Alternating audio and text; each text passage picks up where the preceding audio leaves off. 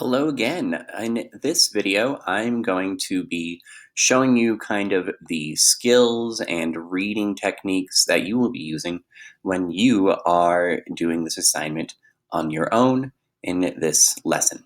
So again, what we are going to be doing today is we are going to be comparing and explaining kind of the differences between two major plans or visions for Reconstruction after the Civil War.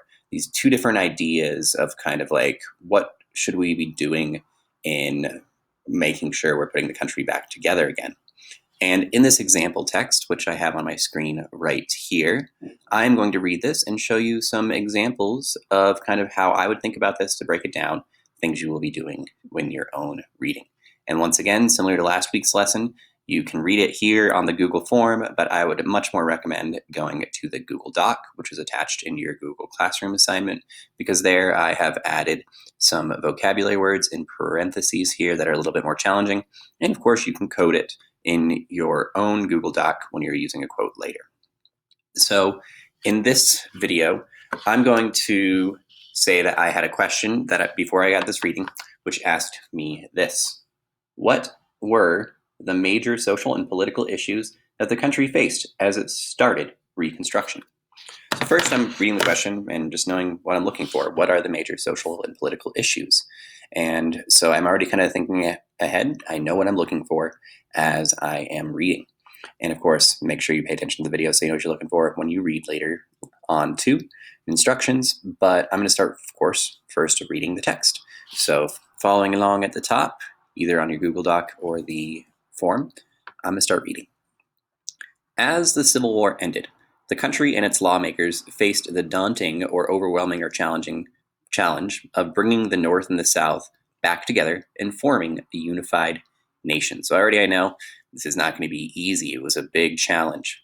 Second sentence, this task was all the more complicated given the fact of emancipation, again, freeing slaves, the aspirations or hopes of freed people across the South. What do these freed people actually want or hope for their lives? And the tensions between these factors and the belief in white supremacy, which is essentially just racism, held by many Americans. So already I know it's telling me that there's kind of these multiple competing factors between slaves are free now. And so this is creating an issue where freed slaves or freed people have hopes for their lives now. That what's it going to be like before or after you're not a slave anymore? But unfortunately, there's still a massive belief across the country in white supremacy, that white people and the way that they live their lives is somehow superior to other people, which is, again, a big racist lie. But people believed in this still. And this is creating a lot of tension or issues. And then starting on the last sentence of the first paragraph here, historian David Blight describes the challenges of the era as a balancing act between two competing and sometimes mutually exclusive goals. And mutually exclusive means you can't have both at the same time. It's either one or the other. So second paragraph, starting with this quote from this historian, the challenge of Reconstruction, and it's the challenge we've ever had ever since, is how do you do two profound or really important things at the same time? One was healing and the other was justice. How do you have them both? What truly constitutes or creates healing of a people, of a nation that suffered the scale of violence and destruction?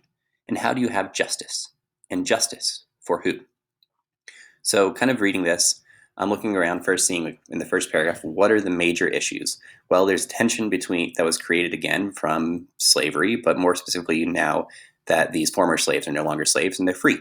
And so we have this one tension side of we should make things better for these groups of people in the United States that are now free.